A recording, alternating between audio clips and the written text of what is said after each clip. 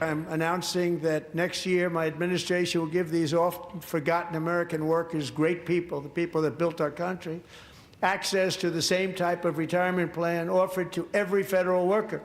We will match your contribution with up to $1,000 each year, as we ensure that all Americans can profit from a rising stock market.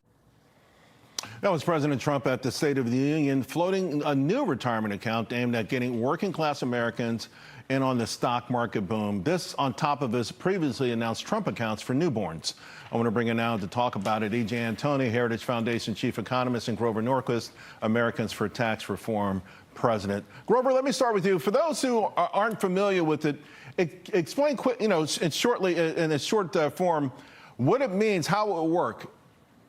Well, what they're talking about doing is allowing people, when they put money into their own savings account, to have the federal government match it up to $1,000. That is yet to be enacted into law, but it's a great idea.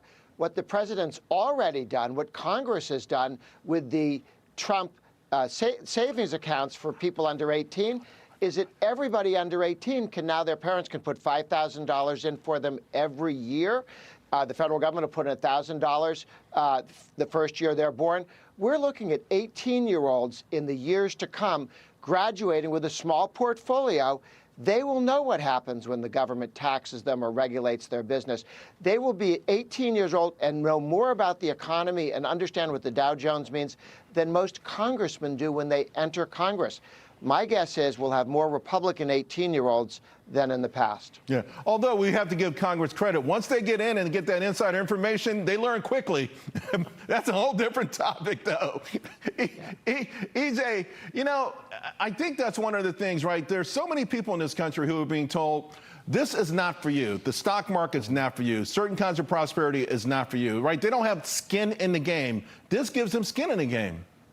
Well, Charles, that's exactly right. When you realize that a third of Americans have no exposure to equities, whether that's through individual stock holdings or whether it's in an account where you have mutual funds or a 401k or other kinds of retirement vehicles, whatever the case may be, that's just not good. And I really love how Treasury Secretary Scott Bessent put it, that these kinds of changes are helping bring Main Street to Wall Street. They are, as you said, Charles, giving everybody skin in the game. So now everybody cares when, as Grover said, if a business gets taxed more and now their stock doesn't perform as well, you don't get as much in dividends, or even if it's just growth, whatever the case may be. Now you care more about a business being over-regulated. It's not just a matter of the business is not going to employ as many people, let's say, but shareholders are going to get a lower rate of return. I think it's great that people will have a better sense of how these public policies are directly impacting their lives, because right now,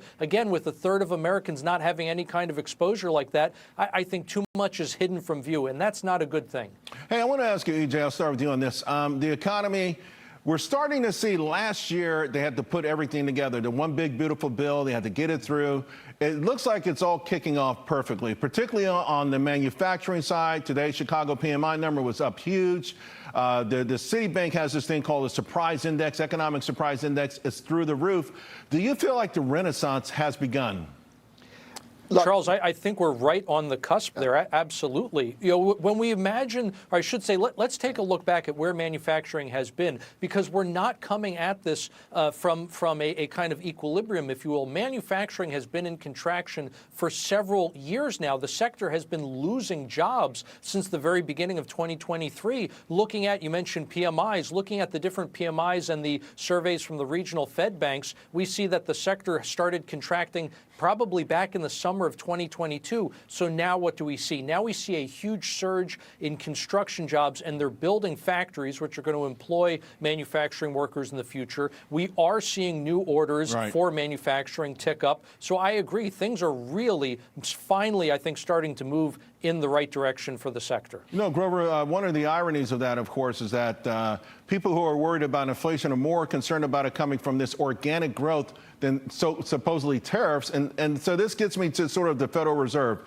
Warsh is going to be in there. President Trump put him in there specifically to lower rates. Historically, the Federal Reserve doesn't like when Main Street makes too much money. I think that's a flawed way of thinking.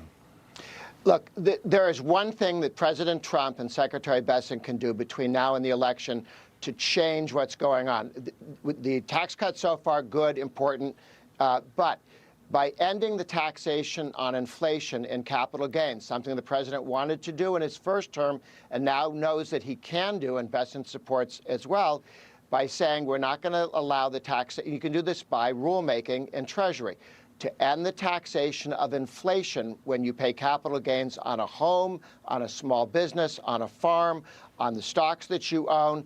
This would be a tremendous way to have both no new homes open to be sold because people can sell their home and not have the very large capital gains tax on the inflation, on Biden's inflation and Jimmy Carter's inflation that came up and makes their house appear to be more valuable. It'll both reduce the costs for people who sell homes, but it'll maintain the value. It'll increase the value in homes because in the future, when that house is sold, you no longer get taxed, double taxed, on the inflation part. Then the president and the secretary of Treasury can do this through rulemaking. We don't have to wait for Congress or the Fed to do anything. So quickly, though, do you think that if the economy starts to grow too fast, that the Fed will nip it in the bud if Walsh is in the seat? They should not. There's no such thing as growing too fast. From your lips. From your lips. EJ, I'll give you the last word. We got a minute to go.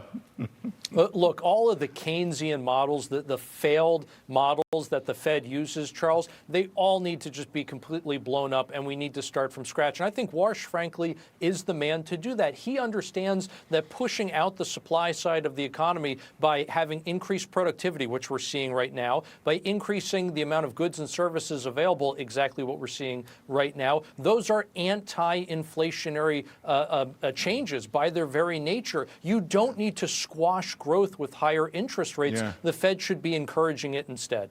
You know what? It's like an economic A-team. You got Trump, Walsh, Bessent, Myron, and these are, I'm talking brilliant, brilliant people. I encourage people to go back this weekend and read some of their work. They're brilliant. I'm so confident that this plan will come together. EJ Antoni, Grover Norquist, thank you both very much. Appreciate it. Have a great weekend. Thank you, Charles. Take care.